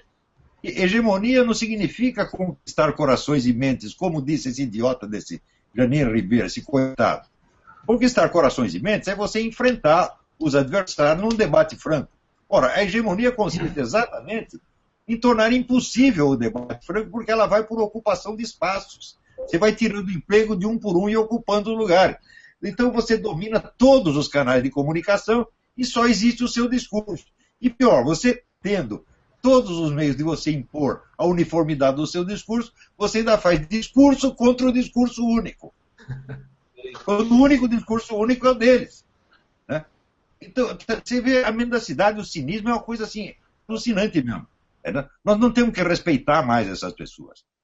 Né? Porque, veja, eu posso respeitar um adversário que vem com franqueza para discutir como veio, por exemplo, o doutor Alexandre Duguin. Eu sou contra tudo que ele pensa, mas ele foi um adversário leal, se propôs a um debate franco. Esse pessoal só faz fofoca pelas costas. E foge do debate, assim, com terror. Eles gostam, com relação a mim, eles gostam, foge do debate e vai falar mal do Olavo lá na sala de aula, para alunos que nunca o leram e nunca o lerão. É isso é hegemonia, meu Deus do céu. E quem inventou tudo isso, essa técnica, foi o Antônio Gramsci. Então, o Antônio Gramsci não merece respeito nenhum. Tá certo? E quem quer que o siga, quem quer que o leve a sério por mais de meia hora, ou é um imbecil ou está de má intenção, está de sacanagem. Agora, vamos analisar toda a conduta do seu FHC à luz da estratégia gramsciana, você vai entender tudo. Toda a figura, o personagem do FHC é uma invenção do Antônio Gramsci. Professor, agora pensando rapidamente, que talvez este teatro forjado aí, desenhado por Antônio Gramsci, né, do partido onipresente, o partido dominando tudo, talvez nós já estejamos presenciando isso, e sendo esse emaranhado de siglas apenas disfarces, quando na verdade o mesmo discurso está dentro de praticamente todos os partidos. Note na nossa última eleição presidencial, quando nós tivemos como candidata Dilma Rousseff, que é do PT, tivemos a Marina Silva, que tem quase 20 anos de PT, ou mais, o Eduardo Jorge, que também tem cerca de 20 anos de PT, a Luciana Genro, também cerca de 20 anos do PT, ou seja, todo mundo vindo do PT, e mais o Aécio Neves, que é do PSDB, que faz esse papel que a gente está discutindo aqui. Então era uma coisa só. Agora, você o que está acontecendo no Brasil? Assim, a sociedade brasileira, o povão, está revoltado com tudo isso e não quer mais nada disso. Mas acontece que essa turminha da hegemonia dominou toda a parte de cima. Dominou a burocracia, dominou as universidades, dominou a mídia, dominou a OAB, a ABI, a CNBB. Quer dizer, todas essas entidades estão repletas de gente dele. E a mídia, então, nem se fala. Então, isso é uma luta, vamos dizer, do povo contra essa elite. E que tem na sua mão os canais de comunicação. Isso que nós temos que quebrar em primeiro lugar. Por exemplo, a CNBB, vamos falar português, existe um decreto do Papa Pio XII, confirmado depois pelo Papa João XXIII, que qualquer católico que dê apoio a um movimento ou partido ou governo comunista está automaticamente excomungado. A expressão é lata sententia, quer dizer que lata sententia quer dizer que não depende de um decreto do Vaticano. Ele está excomungado automaticamente. Agora vem esse pessoal da CNBB com o retrato do Che Guevara, falar dessa reforma política. Etc. Então, a gente tem que avisar as pessoas, os católicos, não acreditem nesses caras, eles estão excomungados, eles não... bispo, eminência, etc. Não é bispo merda nenhuma, não é padre merda nenhuma, não é sequer um membro da igreja. Esse pessoal tem que ser expulso a pontapés. Eu sugiro o seguinte, quando você vê um bispo fazendo propaganda com Che Guevara, etc., tem que fazer um requerimento para o Vaticano, falar, olha, eu sei que o indivíduo já está excomungado, lata sententia. Nós queremos apenas que o Vaticano confirme a sua excomunhão, a aplicação desta sentença geral a este indivíduo em particular. A gente tem que superlotar o Vaticano com esse requerimento. O Vaticano não vai poder dizer não, por quê? O decreto de Pio XII e João XXIII é muito claro. Você apoiou um movimento comunista, você está excomungado. Para você voltar para a igreja, você tem que se dirigir a um bispo autêntico, confessar o seu pecado e pedir o reingresso. E essa gente toda não vai fazer isso, não, porque eles não estão arrependidos nem um pouco. Então tem que tirar para fora. Outra coisa, CNBB não é um órgão da igreja. Isso é típico negócio gramsciano. Quer dizer, você coloca lá uma entidade com o nome de bispo do Brasil, dá a impressão que é a igreja. Não é, é uma simples ONG, é um órgão particular. Agora, a mídia, honesta coisa, a mídia confirma. A mídia sempre quer saber a opinião da igreja, vamos falar com a CNBB. Então você cria essa farsa de dois lados, você está entendendo? E está enganando a população. Então vamos acabar com isso. CNBB não representa a igreja coisa nenhuma. Esses bispos marxistas e tal não são bispos, não são padres, não são sequer membros da igreja. Isso é um bando de excomungados filhos da puta. E tem que ser posto para fora da igreja a pontapés. Ó, quando a gente fala eminência é o caralho, não é sua eminência, é sua excrescência. Isso mesmo. Eu gostaria de perguntar até pro deputado Jair Bolsonaro. Tem um vídeo, uma entrevista que foi feita pela Globo News, tem um tempo já, com o general Leônidas, pedindo para que falasse tudo sobre o regime militar e tem um momento onde ele fala dos crimes que os comunistas fizeram, eles estavam armados, eles eram subversivos. E aí chega um momento que o Lula era presidente, ele falou assim, não é porque o Lula é presidente, mas o Lula eu não considera um subversivo porque ele agiu no campo democrático. Acredite-se que esse foi o general Leônidas que falou isso, o vídeo está lá no Terça Livre, é só colocar lá embaixo, terçalivre.com. Nós sabemos que o regime militar protegia o Lula e afagava a cabeça dele. Era a ideia daquele idiota do Golbery Couto e Silva, a teoria da panela de pressão. A gente não pode fechar todos os canais, tem que deixar uma valvulinha para escapar a pressão. E a valvulinha era as universidades e o PT. Então foi a oposição consentida. Só que os militares, na época, não tinham estudado Antônio Gramsci. Né? Quando eu publiquei o meu livro sobre Antônio Gramsci em 1993, a primeira reação do militar veio 8 anos depois. Daí que eles começaram a se tocar de que existia o negócio do Antônio Gramsci. Daí o general Sérgio Coutinho, já falecido, escreveu 2 livros excelentes e começou a ensinar os colegas. Então, aquele livro significa o seguinte, nós fomos feitos de trouxas. Nós fomos lá esmagar a guerrilha, mas a guerrilha era apenas o boi de piranha, tá entendendo? Enquanto a gente estava combatendo as guerrilhas, estava passando pelo outro lado, né? O PT com a conversa de democracia, etc, etc.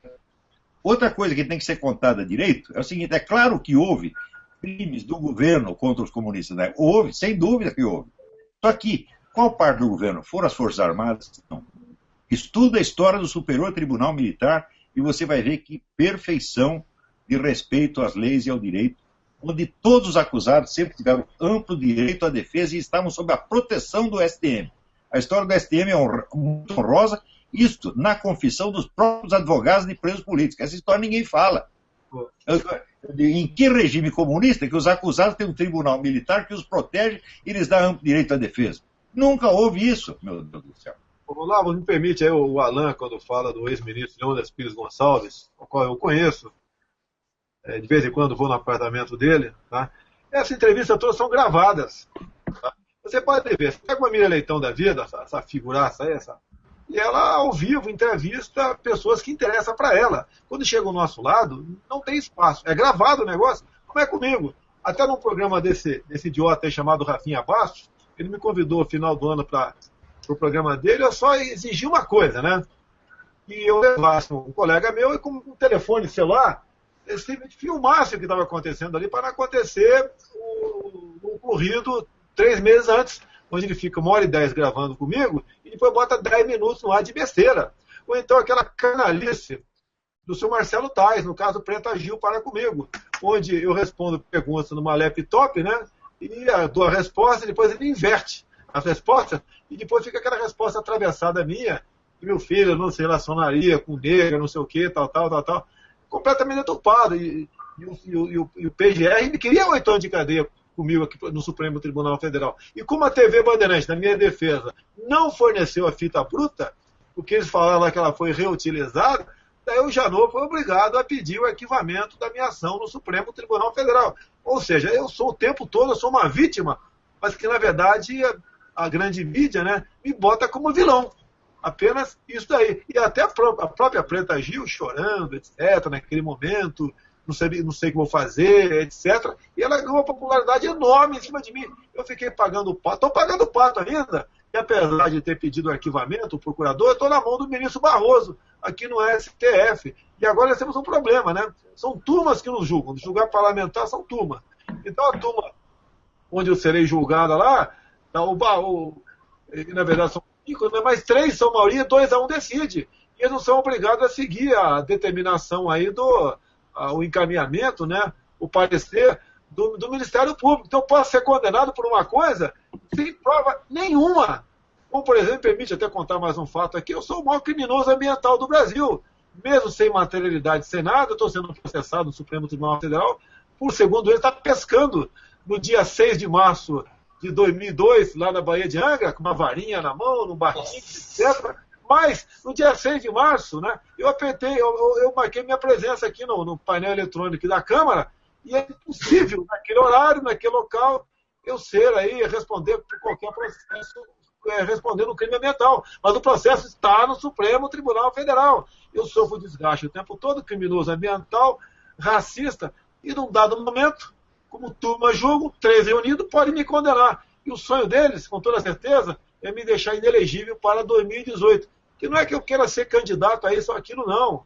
É que eu, numa possível candidatura, tenho direito, né, presidencial, simplesmente com argumentos, botar uma pá de cal na candidatura do PT, ou até mesmo do PSDB. Então eu passo a ser um alvo compensador, não só para o PT, como para o PSDB, me tornando inelegível, me tirando de combate, longe de eu querer chegar, longe, até que eu pretendo disputar uma eleição, caso dê a clima no momento, né, majoritária, para exatamente mostrar que o Brasil é muito maior que a discussão de botequim ou de candidatura de prefeitura do interior sobre Pronatec e Bolsa Família. Você não viu, Olavo, a gente podia conversar muito sobre isso aqui, discutimos a política externa nossa, a questão do nióbio, esse crime que é a demarcação de terra indígena, né? A maneira como o agronegócio é massacrado em nosso país.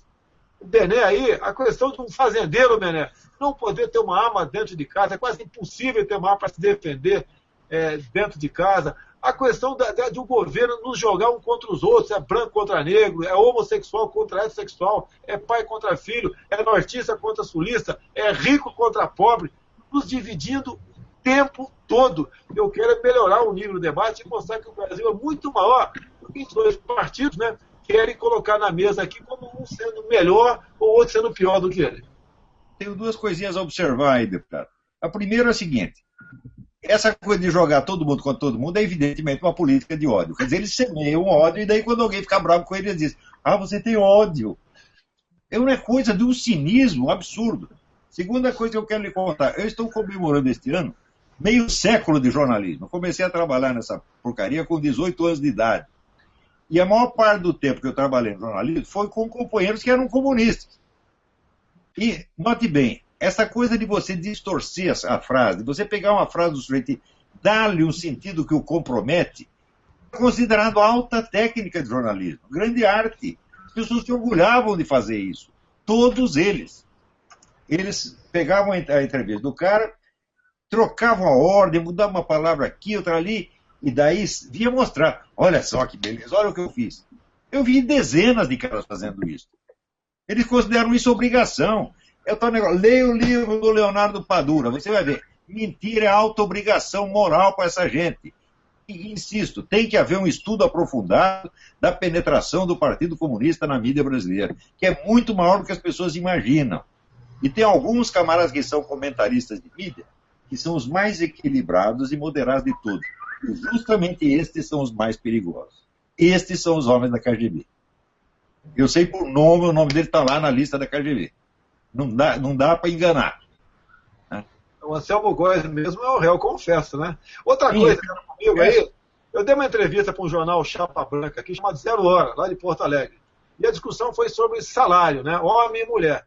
E eu fiz um relato de uma pesquisa do IBGE, por que a mulher ganha menos no Brasil. do fator preponderante junto à classe empresarial, né, é a questão da licença gestante. E eu toquei nesse assunto baseado no IBGE. O Zé Lore estampa na capa, na manchete interna. Deputado Jair Bolsonaro defende que mulher ganhe menos do que homem. E o brasileiro... ele apenas a manchete, não lê a matéria embaixo. Eu levei porrada até não querer mais. Ainda estou levando porrada por causa disso aí. Até que seria um imbecil se falasse isso aí. E sabe por que eu saí da 0 Hora? Eu contei lá no artigo a história de uma ONG, que os caras inventaram uma ONG no Rio Grande do Sul, pegaram uma verba do governo de 20 e tantos milhões, entregaram para a filha do Lula e fecharam a ONG. Eu contei essa história, daí veio o Nelson Sirotsky dizer, não, isso não está de acordo com as nossas normas de ética. Não é a norma de ética, o caralho, isso aí você está querendo me enganar, está querendo me fazer de idiota, porra. É assim, esse pessoal é assim, e eles se orgulham de ser assim. Quem quer que tenha sofrido influência de comunista na sua juventude, ou ele faz um exame de consciência profundo para se limpar disso até o fundo da alma, ou ele continua mentiroso pro resto da vida, ele pega aqueles trejeitos, aqueles cacuetes mentais, e continua repetindo, e é a mentira automática. Olha, me permite aqui, eu acho que vale, me permite aqui, eu não quero polarizar, não. A revista, olha só lá, minha mãe acabou de fazer 88 anos, a dona Olinda, 7 filhos. Uma coitada do interior, lá do Vale do Ribeiro, ela é pobre em São Paulo. A revista Crescer, um mês atrás, foi lá para entrevistá-la. E acabou, o meu irmão deu mole, acabou entrevistando a minha mãe. A primeira pergunta da minha mãe é a seguinte: o Jair era de falar besteira? Minha mãe, coitada, não, o Jair não era de falar besteira. Manchete. Jair não era de falar besteira, diz Olinda Bolsonaro, mãe de Jair Bolsonaro. Vai dizer que eu só falo besteira hoje em dia. Faz isso com uma senhora, minha mãe, que inclusive tem um problema de saúde, eu não quero citar aqui, tá? Que essa é natural nessa idade, né? Se nós chegarmos lá, né? Nós vamos enfrentar algum problema, com toda certeza, mas abusaram da inocência de uma senhora de 88 anos de idade para me atingir como Jair Bolsonaro não era de falar besteira, segundo a sua mãe. Aí tem que responder. E a sua mãe já rodava bolsinha quando era jovem ou começou depois de velha? Sim, tem que responder. A gente tem que responder com total falta de respeito. Respeito é para quem merece respeito. Para essa gente não, pô. Olha, isso é extremamente comum, né? Eu lembro que em 2003, 2004, quando eu comecei a me aprofundar mesmo na questão do desarmamento, quando começou a surgir a possibilidade de um referendo, eu fui fazer um media training, né? Para quem não sabe, aí é um treinamento para você atender jornalistas, para você atender a mídia, né? E a jornalista que ministrou esse media training para mim, ela falou, olha, a não ser que a entrevista seja ao vivo, né? A única coisa que pode garantir um pouquinho de segurança para você é responder qualquer coisa em 30 segundos e sem respirar no meio, para não ter corte. Ele falou, é a única solução. Ela falou, porque a mídia vai distorcer, vai usar só o que for interessante, vai editar, né? E isso aconteceu diversas vezes com várias pessoas que eu conheço. Acho que o Bolsonaro, acho que é o caso mais clássico disso, né? Vive acontecendo. Graças a Deus comigo, eu acho que foi uma ou duas vezes, só que foi coisa bem pequena, mas muitas vezes até por burrice do jornalista que estava me atendendo, que realmente você percebe que o cara, na hora de passar para o papel que você falou, ele realmente não entendeu bosta nenhuma, né? Isso também é muito comum, mas é assim que acontece. Eu queria aproveitar, o Bolsonaro, comentar uma coisa que aconteceu hoje. A gente recebeu uma notícia, tá? Da Câmara, tá? Que a assessoria do Exército foi procurar hoje a deputada Jo Moraes, que é do PCdoB, né? E que hoje preside a Comissão de Segurança Nacional, de Defesa e Segurança Nacional, para um projeto de um PDC do deputado Alexandre Leite siga na comissão. O que é esse PDC? Esse PDC ele visa tornar nulo, né, aquela regulamentação que foi feita pelo Exército agora, que acabou com a vida dos atiradores e colecionadores de armas no Brasil, né? E eu achei isso extremamente grave, né? Extremamente grave. Você imaginar alguém do Exército Brasileiro, né, procurando uma deputada do Partido Comunista do Brasil né, para continuar aí nessa campanha de desarmamento da população. Então, acho que é muito importante que você verificasse isso, verificasse até a veracidade dessa informação, mas, de qualquer maneira, a gente sabe que é muito assustador cogitar com alguma coisa parecida com isso. Olha, eu não tenho a informação de alguém do Exército ter procurado a deputada Jo Moraes.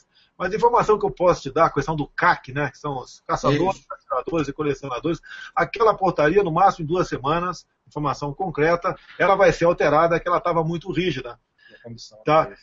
Agora, o que o deputado Alexandre Leite fez nesse momento aqui? Ele entrou com um projeto de decreto legislativo para anular aquela portaria realmente, e também entrou com um pedido de informações sobre armas e munições, quer dizer, não me entender, extrapolou até porque as Forças Armadas, não só o Exército, as Forças Armadas sempre esteve aberta a qualquer diálogo conosco aqui, e o Alexandre Leite também, via comissão, né, querendo uma audiência pública para ouvir o general-chefe do COLOG, o comando logístico, né, sobre essa portaria.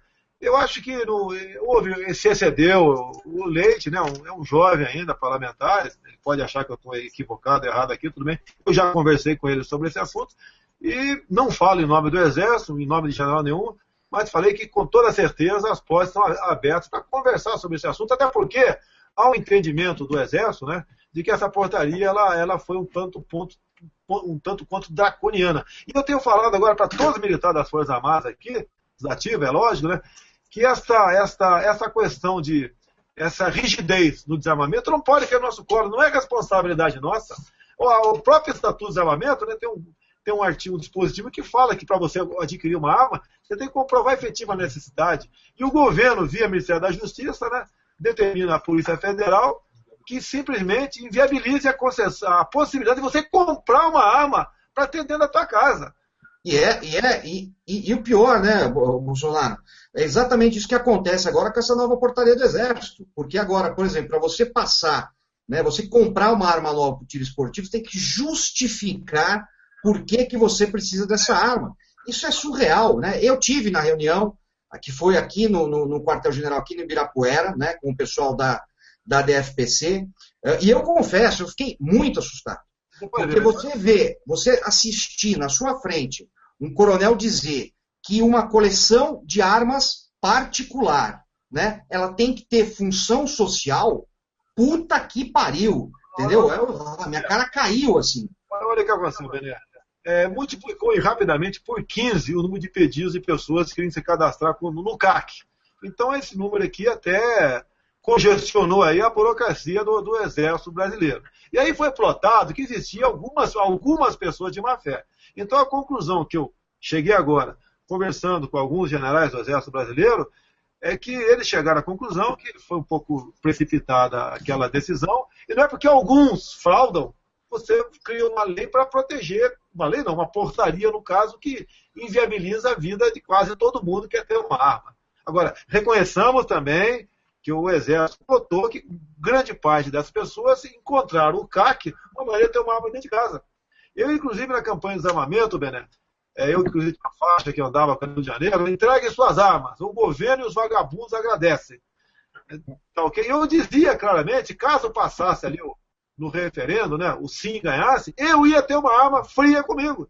Deu o pessoal me questionar, mas deputado, o senhor como deputado está pregando que se descumpra a lei? Eu falei, sim, porque a minha vida vale muito mais que um pedaço de papel. Pode ter certeza que o nosso Exército Brasileiro, não falo pelo Exército Brasileiro, entendeu o que está acontecendo e a mudança nessa portaria agora vai fazer justiça com todo mundo. Tomara que sim mesmo. O Paulo aqui está precisando de sair, né, Paulo? Lamentavelmente. Não, beleza. Pessoal, peço desculpa para vocês, eu vou ter que sair, estou com um problema aqui. Enfim, uma pena não poder curtir mais com vocês e participar mais longamente da nossa conversa. Espero uma oportunidade, uma situação um pouco melhor. Boa noite para vocês. Obrigado, Paulo. Tchau, Paulo. Trabalho, volta o tempo. Nós recebemos muitas perguntas aqui e algumas perguntas foram respondidas em outros hangouts. Por exemplo, houveram muitas perguntas, o pessoal pedindo para o Olavo comentar, o Bené comentar, o Bolsonaro comentar sobre a intervenção militar. Nós comentamos sobre isso no outro vídeo, nós vamos colocar aqui depois linkado. Mas eu gostaria que vocês comentassem para o nosso público hoje, que está sendo, acho que, tem 5 mil pessoas online aqui assistindo, e explicando, né, o Olavo já falou isso várias vezes, mas só porque hoje com certeza tem um público muito louco, que nunca ouviu falar no Terça Livre, nunca assistiu os nossos hangouts, e acha que o impeachment não vai acontecer. O impeachment não vai acontecer porque eles vão continuar engavetando, e as pessoas estão com medo de que depois do dia 12 o povo fique com menos força para ir para as ruas, já que vai ter um engavetamento contínuo do impeachment. Eu gostaria que vocês comentassem sobre isso, pessoal.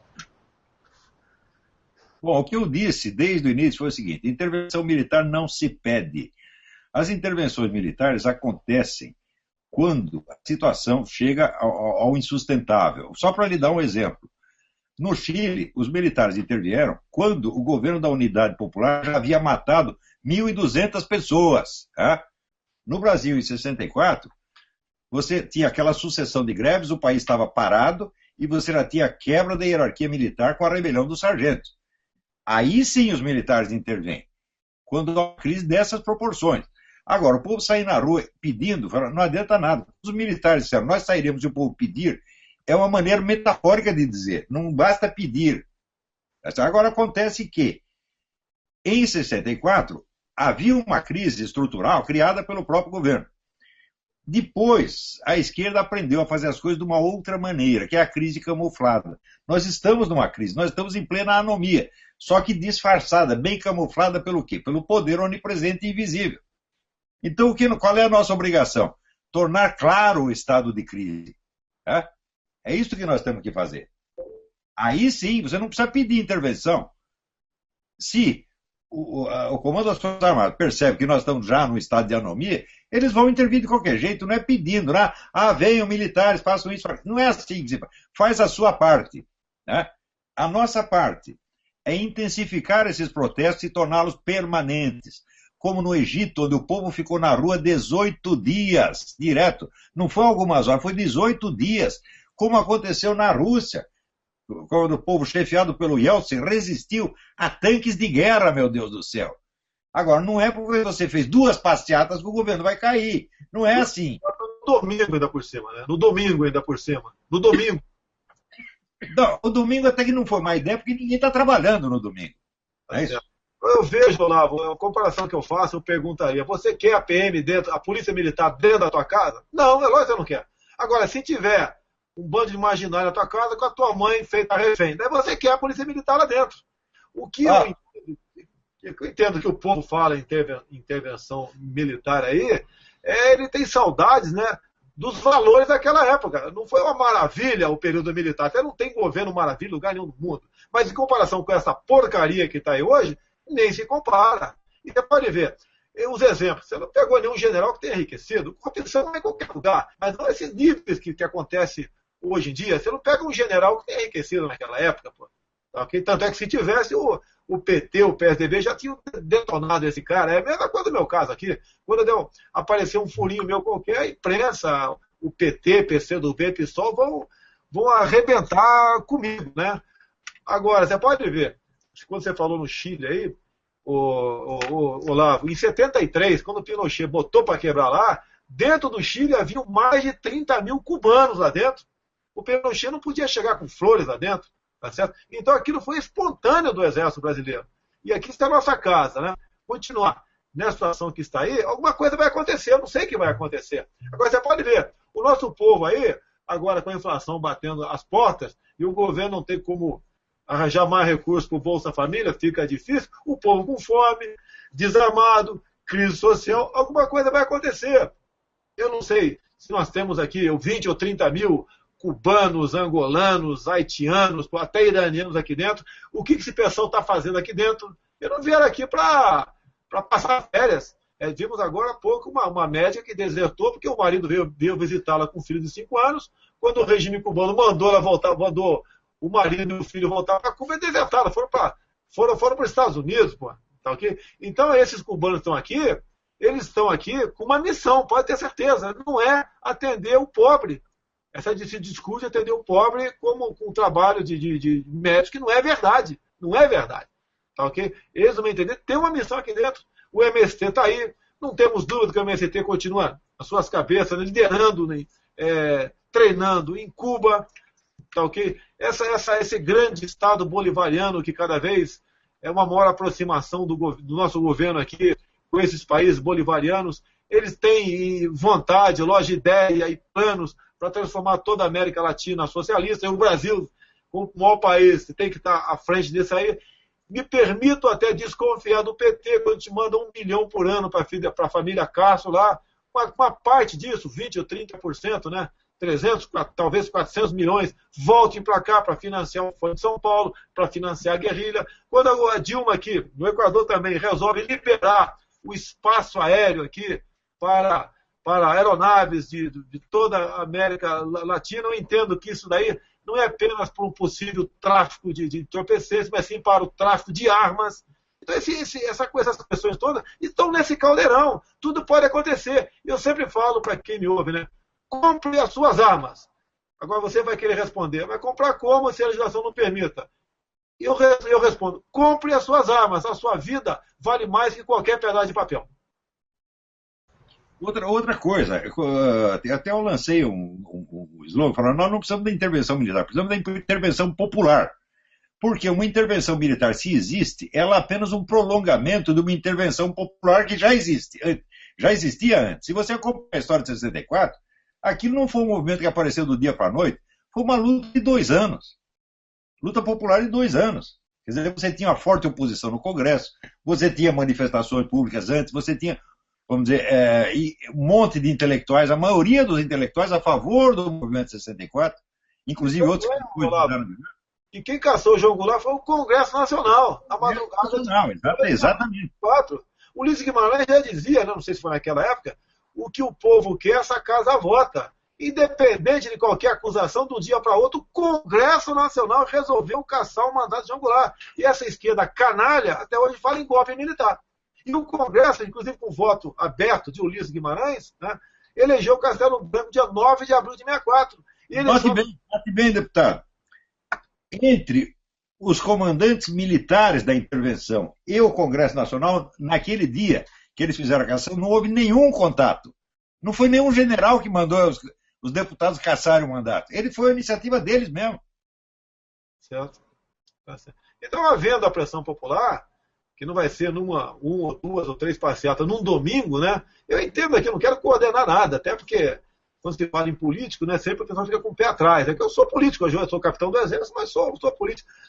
Nós temos que buscar vocês, eu estou pronto para colaborar, né? Buscar uma maneira de pressionar, de modo que a economia do Brasil passe por isso aí, porque não tem outro caminho, não me entender? Não tem outro caminho. E nós devemos, dessa forma, pressionar o Congresso Nacional para tomar providência. Não falta processo de impedimento chegando aqui contra a Dilma, aqui para o Eduardo Cunha decidir. Não falta processo. Ele pode, simplesmente, num dado momento, jogar um processo desse, né, para o plenário decidir. Daí vai haver a pressão popular em cima dos parlamentares para votar, para que se abra processo contra ela. Até porque, Olavo, a maior beneficiária do Petrolão foi a Dilma Rousseff. Por quê? Enquanto o pessoal assaltava a Petrobras, tudo que interessava para o governo era aprovado nessa casa.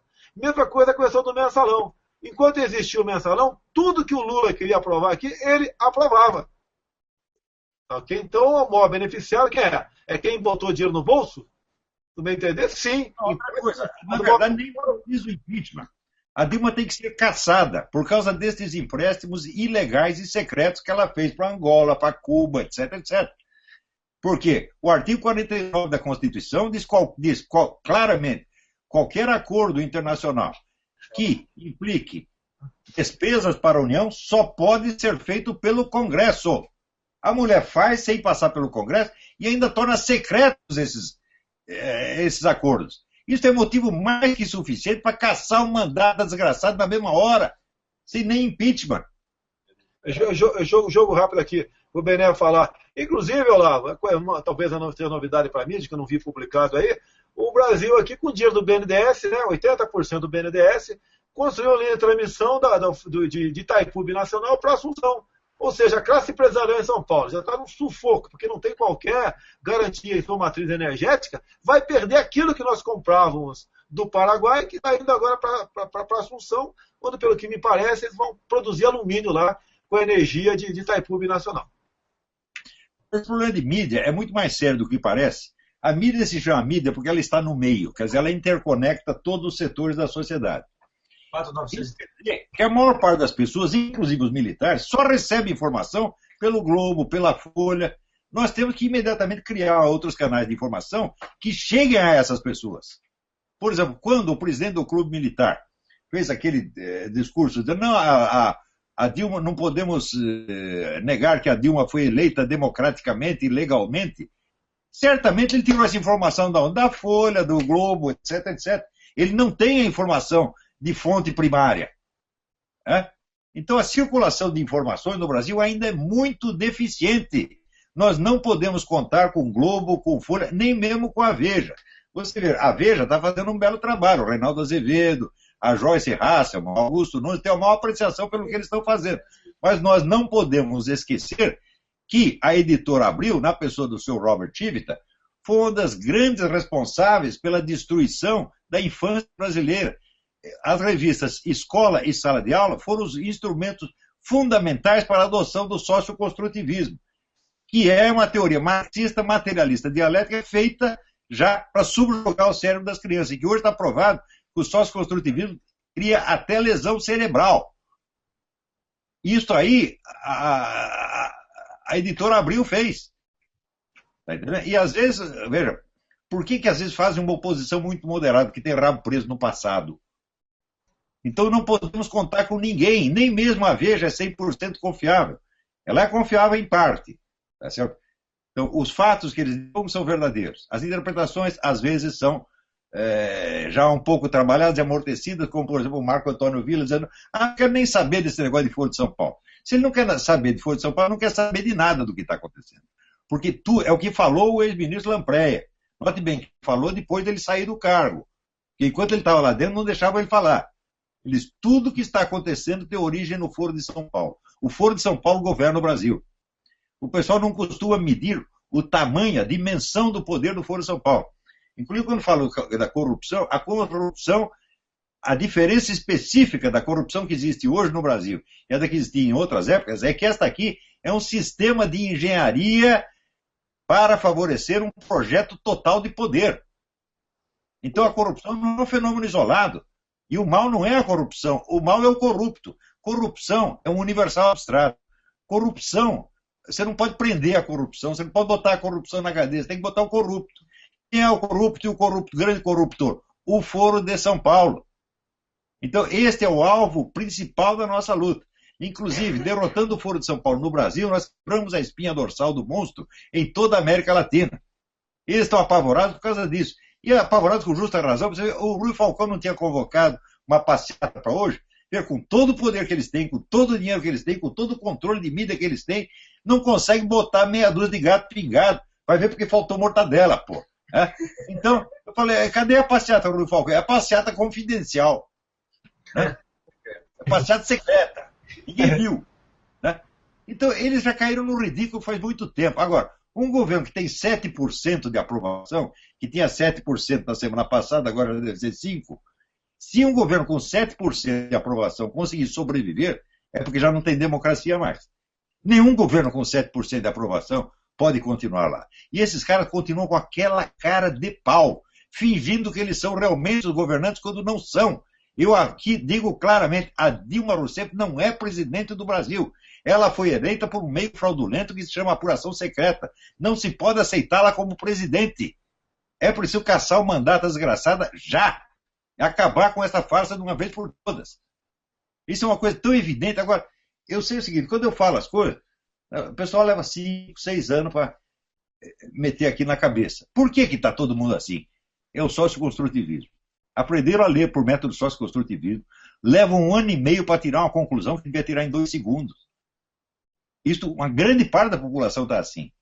Senão, já teriam percebido tudo há muito tempo. Na primeira vez que por exemplo, quando eu divulguei o discurso do Lula, que saiu no próprio site da presidência, contando as atividades clandestinas do Foro de São Paulo e dizendo que ele tomava decisões de governo em reuniões secretas com Hugo Chávez e Fidel Castro.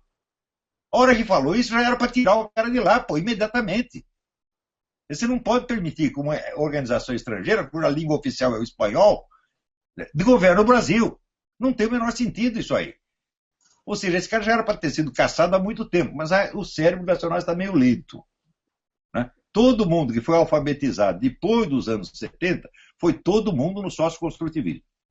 E é um desastre. Você vê, no Brasil tem grandes educadores, como o Luiz Carlos Faria da Silva, o professor Pierluigi Piazza, eles estão explicando há 20 anos a devastação que isso produz na inteligência das pessoas.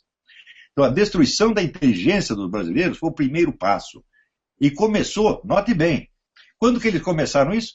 Começaram ainda no tempo dos militares, porque ocupavam postos importantes na educação, escreviam para a revista Escola e Sala de Aula, estavam lá na Fundação Vitor Chivita, e foram empurrando esse sócio-construtivismo, que foi inventado por um advogado comunista chamado Lev Vygotsky, que nunca foi educador na vida, nunca educou um cachorro, porra. Né? E outros, como Emília Ferreiro e Paulo Freire, etc, etc. Quando eu falo de Paulo Freire, me mostre um escritor, um filósofo, um cientista, ou mesmo um executivo que tenha sido educado por Paulo Freire. Não tem nenhum. A técnica do Paulo Freire é a seguinte: pegar uma certa quantidade de coitadinhos e transformá-los em igual quantidade de coitadinhos. Coitadinhos eram e coitadinhos continuaram. É esse o efeito da educação do Paulo Freire. Agora, uma coisa que o pessoal não lembra é o seguinte: o Partido Comunista sempre teve a maior rede de interproteção e de interbadalação mundial. Entendeu? Então ele sempre tem um suporte. O cara recebeu um diploma honoris causa por não sei o quê. Você vai ver, é o lobby do Partido Comunista que está lá dentro. Isso tudo tem que ser estudado. Veja, o déficit de informação que nós temos sobre a história da esquerda no Brasil é monstruoso. Monstruoso.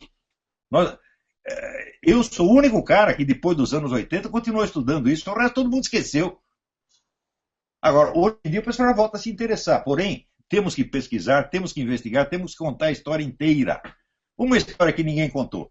Esses brasileiros que foram para Cuba, muitos deles, não só os Zé, viraram oficiais do serviço secreto cubano. Quantos cubanos eles ajudaram a matar e torturar? Né? Isso nunca foi investigado. Se você procurar, você vai encontrar, com certeza. E este material do Paulo Abranches, isso é uma preciosidade. Você está lá com toda a lista da KGB. A penetração da KGB no governo João Goulart foi uma monstruosidade. Eram centenas de pessoas. E não é só no governo, é na mídia, na televisão, na educação, em tudo quanto é lugar. Não era cara que era simplesmente militante comunista, era gente da KGB mesmo. Tá certo? Então, tudo isso tem que ser investigado. Nós temos que fazer a nossa comissão da verdade. O que eles fizeram não é uma comissão da verdade, é comissão da verdade. Né? Agora temos que fazer, de fato, uma comissão da verdade. Olavo, e com relação à greve geral na Argentina, você acha que isso poderia ser, por exemplo, um meio que se pudesse manifestar aqui no Brasil, ou você acha que essa greve lá foi forjada pelos... Olha, eu não tenho condição de saber se isso está sendo manipulado ou não. Porém, a greve geral nós sabemos que é uma invenção do Pierre Proudhon, né? Quer dizer, um teórico da esquerda, não marxista, anti-marxista, na verdade, e um cara humanamente muito melhor do que Karl Marx. Mas é a teoria dos anarquistas, a greve geral para tudo. Né? Então a greve geral sempre foi o grande mito, né, esquerdista. Na Rússia, inclusive, eles lançaram o slogan da greve geral. E seria a maior ironia da história, a coisa mais deliciosa, você sabe que um governo comunista foi derrubado por uma greve geral. Se nós fizermos manifestações durante a semana, elas equivalerão a uma greve geral. Por isso que eu acho bom ter feito essas passeatas no domingo, para ir preparando o pessoal. No domingo, você não está paralisando a economia do país, você está apenas mostrando simbolicamente a sua vontade. Isso já foi suficiente para botar 93% da população contra o governo. Se fizer 2 ou 3 dessas durante a semana, isso já é o equivalente a uma greve geral. Entendi. Bené, você está pensando de ir, né? Nós vamos terminar já o Hangout. Queria só falar um pouco só comentar que houve o conclave de Washington e vai ter o outro em Oslo, na Noruega. O Dalmo está organizando. Fica aqui até o convite aberto para o Bolsonaro poder se fazer presente lá onde vai ser denunciada a Smartmatic e o Foro de São Paulo. É importante a presença de parlamentares. Lá o Olavo também vai estar presente. Eu não sei, eu li uma notícia de que eu estarei lá. Eu adoraria ir para a Noruega. É um país que tem muita coisa na Noruega. O santo padroeiro da Noruega é o santo meu nome, São Olavo, né? Sim, verdade. Eu gostaria Mas não estou sabendo de nada, não. Eu não recebi nenhum convite oficial. Aí, Dalmo, manda um convite pro Olavo aí. Mas fica aqui aberto o convite, inclusive outros deputados que estão nos assistindo, eu sei que tem um que está nos assistindo aqui, além dos que estão ali atrás do Bolsonaro, né? Mas fica o convite aberto e também ficarmos cientes disso, dessa fraude das eleições por meio da Smartmatic. Quero agradecer aqui ao professor Olavo de Carvalho, a vontade que dá de ficar 1, 2, 3 horas, mas o convite está aberto e eu espero que o Bolsonaro volte, o Olavo volte e o Bené volte para que a gente possa... O Olavo falou que não tem ninguém fazendo, o Terça Livre está aí devagarzinho caminhando para a gente poder divulgar esse trabalho. Obrigado, Olavo. Obrigado, Bolsonaro. Obrigado, Bené. Obrigado, Paulo Martins, que teve que sair antes. E eu gostaria que você desse a palavrinha final. É sempre um prazer imenso estar com esse pessoal, Bené, Bolsonaro, você, Alan, né, o Paulo Martins. É um grande prazer conversar com vocês. Tá certo? E é o meio que nós temos para fazer com que as notícias cheguem às pessoas. Nós temos que divulgar mais esses candidatos, né? Tem que mandar assim, um link desse, por exemplo, para cada oficial das Forças Armadas. Cada um. Todos eles têm que ouvir isso. Porque se eles vão basear em Folha de São Paulo e Globo, eles serão enganados. Olha, eu fiquei muito feliz, Olavo, durante a campanha do ano passado, né? Eu fiquei muito tempo em São Paulo, ajudando meu filho, que é policial federal, que acabou se elegendo lá pelo PSC. É meu companheiro aqui em Brasília agora. E num dos dias eu botei no Facebook: amanhã, entre 10 e meio-dia, eu estarei no Lago do Rosário, Campinas, com mais de 100 garotos, Olavo, 16, 17, 18 anos presentes. E quase todos, tá, têm você, Olavo, como ídolo e como exemplo. Então essa sua semeadura aqui não está sendo em vão. Você é uma pessoa muito importante para o Brasil, para que a democracia que nós ainda temos, a liberdade que ainda desfrutamos aqui, ela seja realmente algo de concreto para o futuro. Que sem você aqui, nós, pode ter certeza, não estaríamos chegando nesse nível que nós chegamos. Então você é o cara do momento, você é meu ídolo. Okay? Tu quiser ter candidato ao Brasil, qualquer coisa, eu largo minha candidatura e apoio você, tá ok, Olavo? Vamos em frente. Bom, gente, queria agradecer muito mais uma vez aí ao Alan, né, por ter proporcionado aí essa junção aí dessa turma, né? Isso tem dado uma repercussão bastante bacana, aliás, muito importante, né? E gostaria de deixar aí o convite, né, para todos vocês irem no lançamento aí do meu livro com o Flávio Quintela, que é o Mentiram para Mim sobre o Desarmamento, que é este daqui, né? Que vai estar sendo lançado aqui em São Paulo no dia 8, Campinas dia 9, né, dia 13 no Rio de Janeiro, depois a gente vai ter Brasília, Fortaleza, Ceará, né, Sergipe, vai ter um monte aí de capitais, está tudo lá no nosso site, já é um dos maiores, dos livros mais vendidos da Livraria Cultura, e fala exatamente sobre algumas coisas que a gente falou aqui, né, ou seja, todas essas mentiras que vão sendo contadas aí, principalmente pela grande mídia, e as pessoas acabam aceitando e saem repetindo. Né, e muitas vezes a gente vê deputados, a gente vê vereadores, a gente vê oficiais, né, repetindo essas coisas, não por maldade ou por má fé, mas sim por ignorância mesmo, por desconhecer o assunto. E foi pensando nisso que a gente fez esse livro. Então, uma ótima noite aí para vocês. Obrigado mais uma vez, é um prazer, né, aliás, é uma honra para mim estar aí batendo esse papo com todos vocês. Pessoal, uma boa noite e... Não nesse mês ainda, mas depois das manifestações, nós vamos ter alguns hangouts com o seu Jorge Roberto, falando de Antônio Gramsci aí. Ei, Olavo. Ei! Ei, Beneto, tudo bem? Tudo bom? Boa noite. Seu Jorge Roberto vai fazer um hangout com a gente falando sobre Antônio Gramsci. Então, pessoal, boa noite, fique com Deus. Mais um Terça Livre acabando aí. Obrigado, pessoal.